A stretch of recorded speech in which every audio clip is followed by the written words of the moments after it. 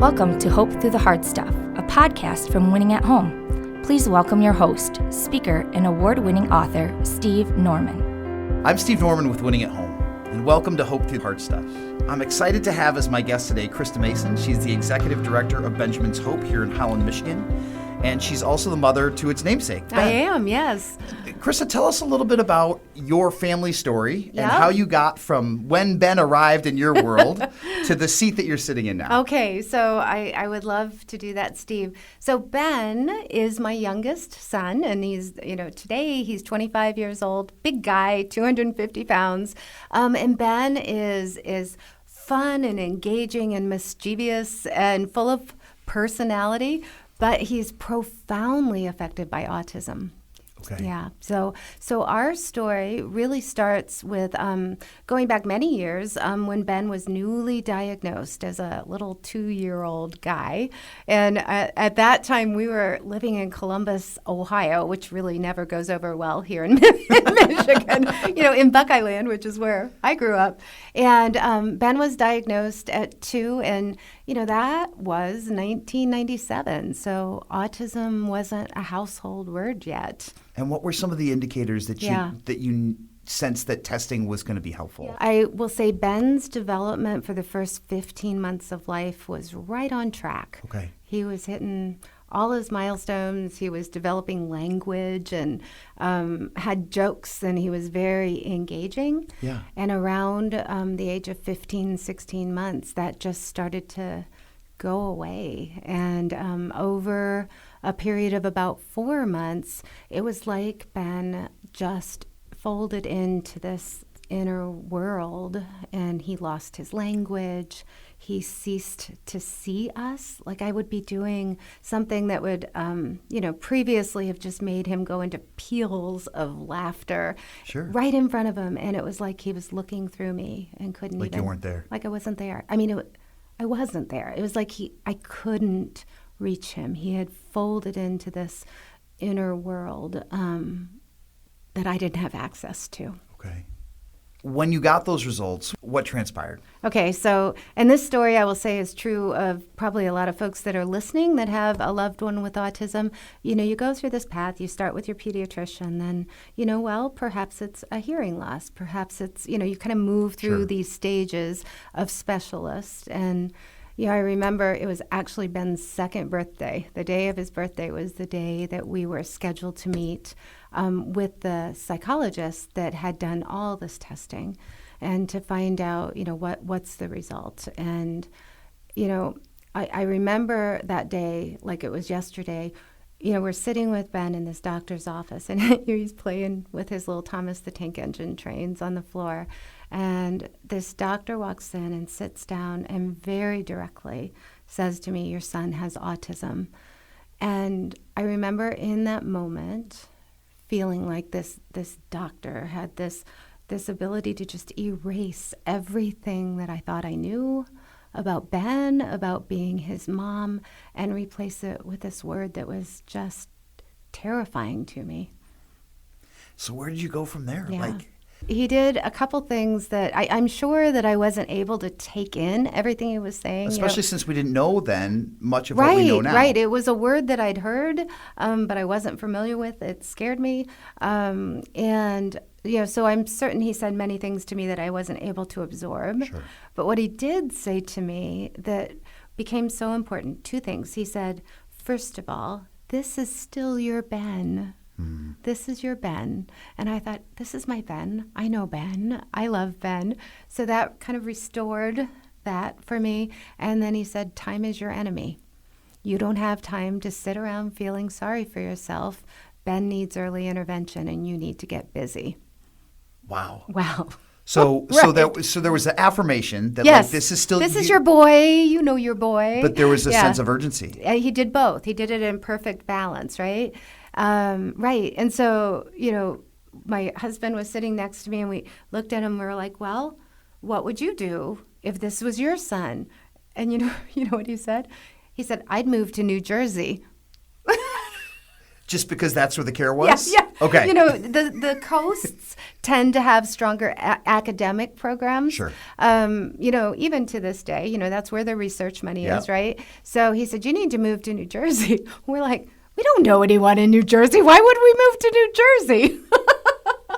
So, you know, we did go home. You know, we made a list of, you know, obstacles, pros and cons. And there were a long list on the side of staying where we were, where we had family and friends and support. And there was pretty much nothing on the New Jersey side. And we prayed about it. And Lord, if you want us to go to New Jersey, we'll go. But look at this list, right? Yeah. Right. So so we didn't go at that point. We started a 40-hour-a-week home program for Ben. Wow. Right. So he's 2 years, 3 months old, and he's working 40 hours a week in a very, very intensive program, and making progress. But here's the fast forward. 2 years later, we're in the throes of this program, and he is making progress, but autism was ruling our lives. Okay. You know, Ben does not have a gentle form of autism. Sure. Autism is a spectrum disorder, so every person with autism is different. And for Ben, I think autism is and always has been just rather excruciatingly hard. So, you know, now Ben's 4 and working hard in this program. And, you know, we're, you know, at this point, not even actively thinking about the New Jersey recommendation, right? Yeah. And Dave came home from work one day and he said, let's put the boys down. I've got something to tell you. And we did. And I sat down. He said, they want me to take a position in New Jersey. Get out. Yeah. God, right? I mean, there's so many. We'd have to be on, you know, in this conversation for hours to tell you all the ways that God went before us to make a path that was aligned with his plan for Ben's life and a bigger plan yet than that. And did that timing end up working for you in the long run? Like, was there ever any part of you who were like, God, if we're going to end up in New Jersey anyway, why couldn't it have been 2 years ago? Nope, we just did it. You Okay. know, we just did it. And there were other confirmations in different ways that you know, made it clear that this was the time. And so we moved to New Jersey, you know, and in fact, the school programs in New Jersey were, you know, very strong. And so that was a real gift. So I am thinking at this point, you know, because I'll back up a little. One morning, while we were still in Columbus, I was just struggling. Ben at that point was not sleeping much, and he was raging, and it was affecting every aspect of our family life. And I was weary and struggling, and I was up early one morning, and I was sitting with my Bible and my journal. And I opened up to a passage that we all know that I think as a 16-year-old girl picked out as my life passage, Jeremiah 29:11. Sure. And I went to that and I was journaling that with Ben's name in it. You know, for I know the plans I have for you, Benjamin, says the Lord. Plans for good and not for evil. Plans for a hope and a future, Benjamin. And then the passage goes on in a way that I'd probably never paid attention to. The next portion of that passage says, and I will rescue you from the dark place where I have driven you. I will bring you back. And I wrote that in my journal, and I believed that that was God's word to me to say that I have a good plan for your son. And in my mind, in my human calculation, I could not fathom that God had a good plan that could include autism, right? Yeah. Yeah. So I'm certain that God is going to lift autism. You know, that by some point in the future, Ben is not going to be a person with autism because God has promised me this good plan with a hope and a future for Ben, right? Right. So I, you know, began at that point operating out of that belief that I will do everything, we will as a family do everything that we have at our disposal, but that God has a plan to lift autism, right? Sure. Right. So when we moved to New Jersey, I'm thinking, okay, clearly this is part of God's plan to lift autism because now we'll have these great schools and whatnot, right? Right. So we're there, and now Ben's 4 years old, and one day I had this image pop into my mind as clear as a photograph. It's only happened to me once in life, and it was so clear. And it was the picture of a farmstead community, a beautiful farming community for adults with autism. And that it would be a place where they had belonging and purpose, and where they could grow, in ways that would be amazing for them. So I had this vision in my head, and I shared it with my father-in-law, who was visiting at the time. And I said, but Ben's not going to need this, because God's going to heal Ben. Right. But that would be a really good thing for someone else to do. Right. So then, 5 years pass, and Ben at that point is making progress, but not quickly. Okay. And the disparity between, where he was and his neurotypical peers was growing. And by this time, he's, as big as I am and raging. And, it was hard for him. It was hard for us. And my father-in-law was visiting, and he said, well, Krista, where are you with the idea for a farm?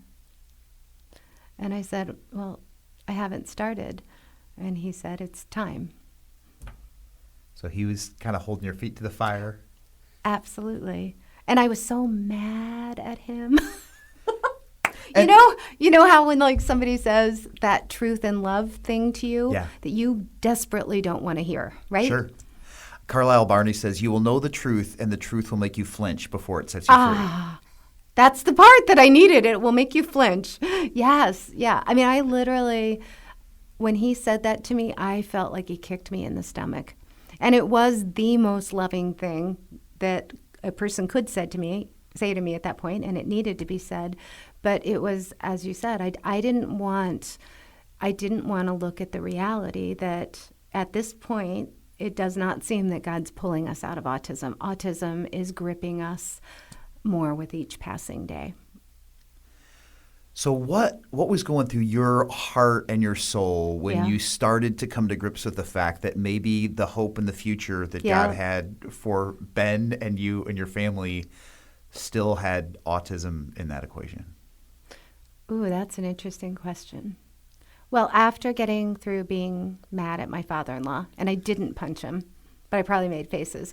I'm an 8 on the Enneagram. I could switch gears quick, right? Yep. And I thought, all right, this is what it is. So what do I need to know and learn? How do I follow? If God has this vision, this image that I've seen so clearly of a farmstead community, I better learn how to develop a nonprofit. I better figure out how to do this thing, believing that God would equip me.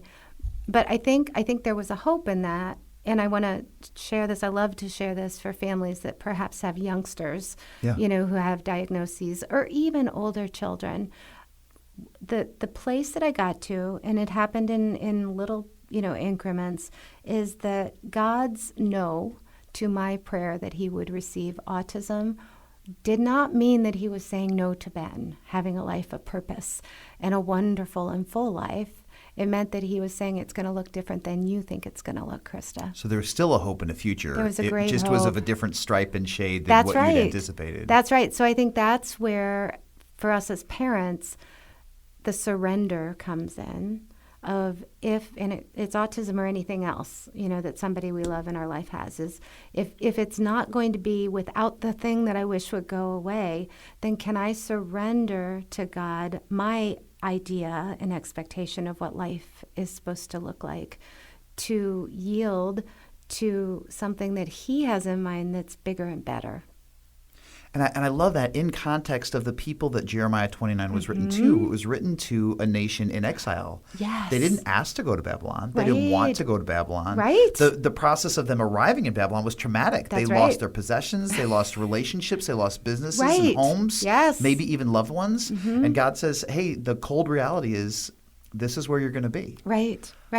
But I'm going to make it beautiful here. I'm going to make it beautiful. And I think that's the crux of where our spiritual grappling needs to happen in these times of life where all of a sudden a diagnosis or something else happens that we didn't want choose. We would happily have not experienced. It's the stripping away of my expectations that leaves me feeling directionless and frightened, sometimes, but then leaning into, do I trust my sovereign God to restore and replenish and redeem these things that grieve me in such a way that will bring glory to Him and be good for our lives.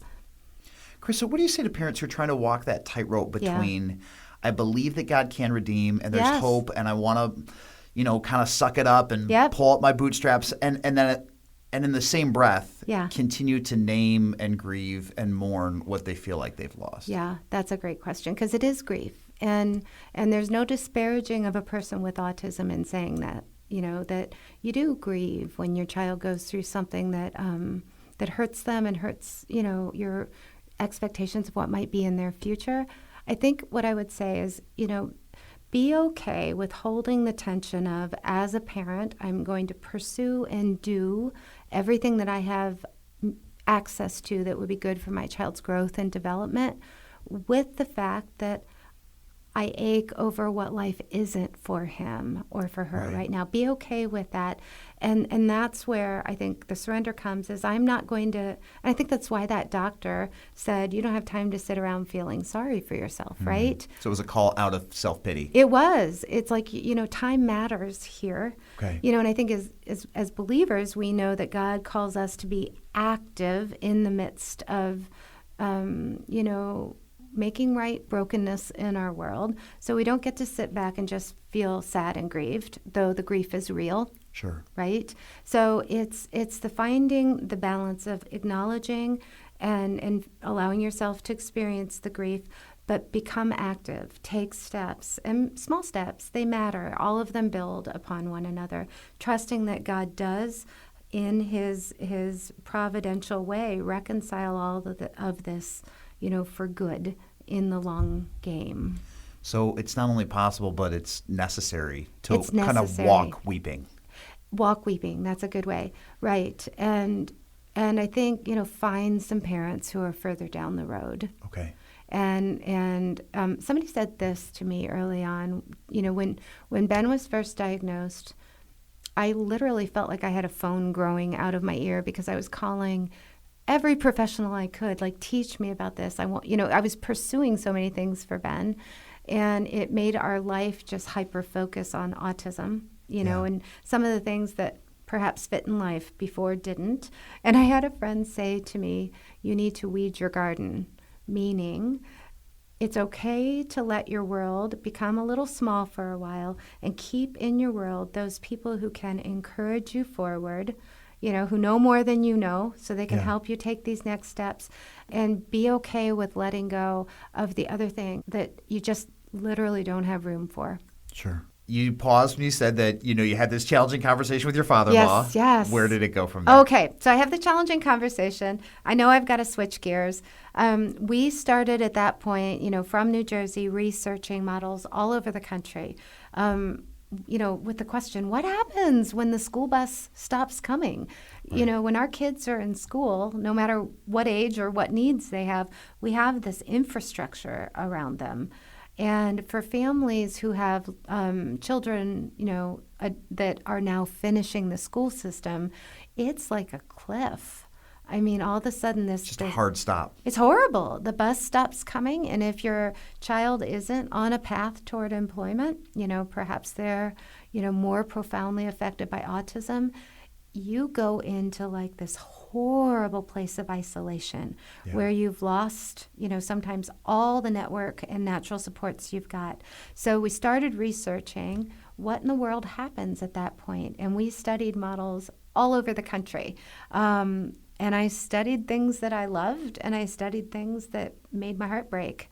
Some of the places where adults with disability live just, literally break your heart.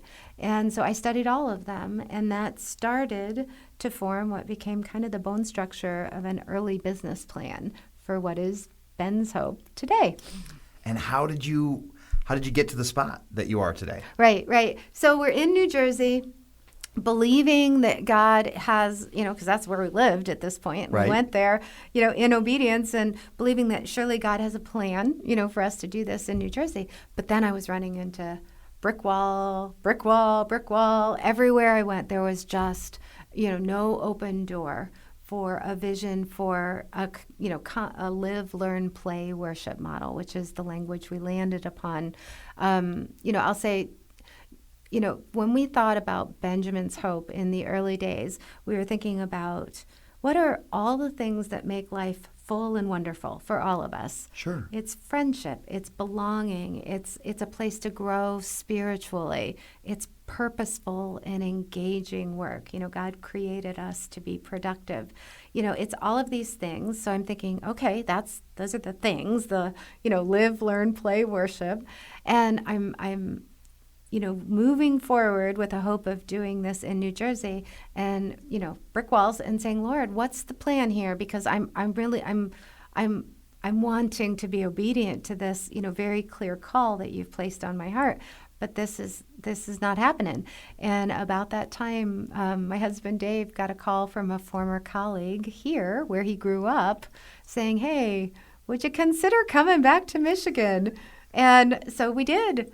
And one of the beautiful stories, again, about how God went ahead of us in this, when we were exploring coming back to Michigan, Dave was interviewing for a position with a local company. And in the conversation with the man who would become his boss and his wife, the wife said to me, Krista, why do you want to come to Michigan? And I said, well, I want to develop a farmstead community for adults with autism. And she said, oh, I need to introduce you to my sister's family. That family, many years later, donated the 40-acre property that Ben's Hope exists on today. It's just stunning because, again, it seems surprising to us, but God has had it mapped out from day one. Day one. And I think, the part of our story that I think and I hope connects with folks that are listening today, even if they don't have autism in their life, is in every way, God went ahead of us and had a redemptive plan for Ben's life, for our life as a family, and for hundreds and hundreds of people. It's so much bigger than Ben. Yeah. So I look at Ben's life and I think, all right, I was imploring God to take away autism. And he said, no, Krista, I have a different plan. And I look at it now and I think, Ben's life, it counts for, God's kingdom in a way that I could have never imagined. But for his autism, how could this have happened? And the ripple effect is extending far beyond anything you'll ever be able to appreciate this side of eternity. Yeah. I believe that. We have I talked about the live, learn, play worship, right? So the worship pillar of Ben's Hope refers to the Church of Ben's Hope, which meets every Sunday night at 6 p.m. And we have folks that come from Kent County, Allegan County, Ottawa County, Traverse City sometimes. I mean, families that drive to have a worship experience. We're an all abilities church, so everybody's a part. This isn't a situation where the people with disability have a classroom for themselves down the hallway. We're all in this together, and it is eclectic and sometimes loud. And Pastor Eric gives a message that respects dignity. It's not a Sunday school lesson for second graders. Right. It is a challenging message for every person that sits there. He's been doing a series recently on image bearers. And what does that mean when you're in an all abilities context? How does a person who has profound limitations in their body, how do they understand, God's teaching on being an image bearer? So it is a challenging message designed for, an all abilities crowd. And it's the most extraordinary thing to worship this way all together. It's beautiful. It's awesome. It's wild. It's a little scary once in a while because there's just so much more movement. Right. And sound than most of us are accustomed to. Yeah. But I cannot tell you how often I hear from somebody who's coming for the first or second time, I think this is what church is supposed to look like, Yeah. which is awesome. It's incredible. Yeah. So for people who haven't had a chance to be on site at Ben's Hope, can you just paint a visual picture for what's on those acres and what happens over the course of a week? Okay, so if you drive on Riley Street, on the north side of Holland, west of 152nd, you'll come up to a white fence that behind that you'll see an Amish red barn. You'll probably see alpacas, wandering out, in the pasture. And you drive into the campus, and what you'll see if you were to spend some time at Ben's Hope, you'll see men and women who live there. In we have 6 homes in the neighborhood, and 31 people live in the homes at Ben's Hope. And you'll see them, riding bikes, participating in devotions at the start of the day. You'll see them learning skills in the barn and garden. Okay. Like, for example, we make really awesome soap. Yeah. So that's part of the work model. It's part of the work model. It's recognizing that every endeavor that we have is selected and developed for the purpose of helping the men and women that participate in our various programs live into their God-given gifting, right? Yeah. So they're participating in culinary programs and barn and garden, horticulture. We do a Reading Around the World club where we learn about other cultures and what God's doing elsewhere in the world and how can we be part of that. Sure. So, so that is kind of a overview of what happens during the course of a day. That program that I just described is also open to folks in the community. Okay. Yeah, so a little limited right now with COVID. Sure. But we're looking forward to a day soon when we can make that program widely available to people who don't live at Ben's Hope, but perhaps live with their parents or somewhere else in the community. So you've had a lot of wrinkles that you've kind of had to face and overcome. Talk just briefly about COVID and how that was an opportunity for you to hang on to God's faithfulness in a new way. Yeah. So COVID, a challenge for all of us in different ways. For us, it takes about 100 employees to run Ben's Hope. Okay. And, we, of course, are a healthcare related industry. So for us, we don't shut down. Our staff come to work 24/7, just as they always have. Sure. And so what that meant for our direct care workers is they're caring for people who have COVID sometimes. They're certainly, working with the mandates that we receive from the state and from the health department. So they're still wearing masks and working under pretty stringent COVID restrictions. And while our staff are doing that, they're juggling their own lives, right? Sure. Perhaps their childcare is affected because schooling isn't as regular. So it's been challenging for us. I think, I'll start with the hard parts and then I'll go to what is extraordinary, where we've seen God just do amazing things. I think the hard part is when you are an essential worker providing care in the midst of a pandemic, you've got stamina for so much, but then it becomes hard to keep going. Yeah. So that, that's a reality for us and anyone in my industry. And so we're working very hard to both invite people to be part of our team, but also to really support our staff who show up. And they show up. They don't just show up and grind out a job. They show up and engage. And they're fully present. They are so fully present. And so for the men and women who live at Ben's Hope, I think the pandemic as a whole has not been as hard, unless, of course, it's a person that has COVID. That's been hard. But for our staff, they're really the warriors in this, because they come and they show up and they, with their own struggles that are part of pandemic. Yeah. Yeah. Yeah. And how have you seen God continue to provide? Yeah. Okay. So here's a practical thing that happened. When the pandemic hit, like all of us, we're like, this onslaught of regulations and requirements and practices that Sure. we'd never incorporated into our business. So we're working through all that. One of them was, we had to decentralize our life enrichment program, Okay. which prior to COVID, we'd start together at 9 o'clock in the morning, do this wonderful time of devotions, and then disperse into things all over the community as Right. well as on our campus.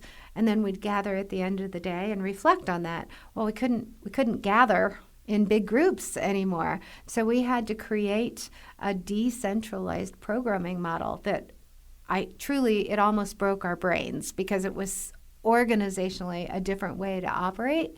But what we found is that people really thrived. So those homes kind of became their own pods. Exactly. That's exactly. Like they were operating like little families. They were still doing all the things they were accustomed to doing. So you're still going to culinary, you're still going to barn and garden, but you're going as almost like a little family group. That's great. Yeah. So operationally, I can't even tell you how tricky that was to think that through. But when we were a couple months into it, we noticed that people were thriving, that some of the behaviors that were challenges, for us before had diminished. And the staff, this was an amazing thing. Our staff at Ben's Hope are called sidekicks. Okay. Which we landed on that name many years ago because in this industry, often staff are called residential aides. Okay. That's just gross, Sure.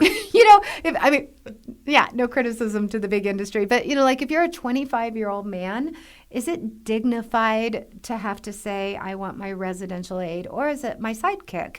Gotcha. The idea Sure. that I need your help and Yeah. you need my help. Right. We love that. So the sidekicks, our staff, they were amazingly adapting during this, which was kind of like the word that we felt like we said every 2 minutes. We've got to adapt. We've got to be flexible. And they did it. And I feel like God just equipped us in that way to move through what was a very hard time and allowed us to ultimately, I think, provide better care for the men and women who live at Ben's Hope because of it. That's great. Yeah, it was good. Yeah. Krista, talk about people in the community Yep. who might be looking for a way that they could come alongside Right. an organization like Ben's Hope. Yeah, I love and that question, Support yeah. families and residents. What are ways that they can invest? That they could connect with us. I would say the easiest and the best way to start is come to church on Sunday night. Okay. Just be part of this with us, worship with us, because what happens there, and it happens rather organically, is you just start to get to know not just the residents of Ben's Hope, but many of the families in our community who come to Ben's Hope. This is their church. Because like the bigger vision that I think about and pray about is, the folks that live at Ben's Hope, they have wonderful resources and life, right? But for every person that lives at Ben's Hope, there's many families in our community that their child, their loved one is beyond school age, and they're lonely and they're isolated and they need connection. Sure. And so the Church of Ben's Hope has really been a place where that happens organically. So like, Steve, if you come on Sunday night, you might meet a family who lives somewhere else in Ottawa County and be able to develop a real friendship with them and start to wrap around their life in a meaningful way. So I kind of see the work of the Church of Ben's Hope as like partnering people together. And it's often families that have tried to find a home elsewhere in the community. And we have so many good churches that love to embrace families with disability, but it is also true that sometimes it's more complicated than a church knows how to support, right? Right. So those families often end up with us. Okay. So I love the idea of people as a first kind of toe in the water at Ben's Hope, just come on a Sunday night and experience church with us. And then there's lots of ways to grow out of that into either kind of natural friendships that we can help coordinate a little bit, or actual volunteer roles, at Ben's Hope.